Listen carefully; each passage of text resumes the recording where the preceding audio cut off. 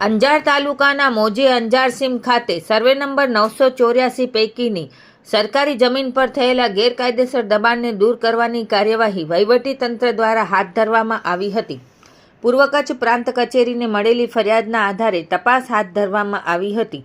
તપાસ દરમિયાન સરકારી જમીન પર દબાણ થયાનું માલુમ પડતા મામલતદાર અંજાર દ્વારા સંબંધિત દબાણકર્તાને નોટિસ પાઠવી માલિકીના આધાર પુરાવા રજૂ કરવાની તક આપવામાં આવી હતી.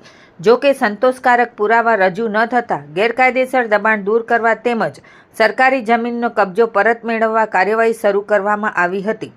ગત રોજ જિલ્લા કલેક્ટર અનિલકુમાર રાણાવસિયા, મામલતદાર અંજાર બીવી ચાવડા, સર્વે અધિકારી તથા પોલીસ બંદોબસ્તની હાજરીમાં દબાણ દૂર કરવામાં આવ્યું હતું. કાર્યવાહી દરમિયાન વિસ્તાર પરથી દબાણ દૂર કરી સરકારી જમીન મુક્ત કરાવવામાં આવી હતી.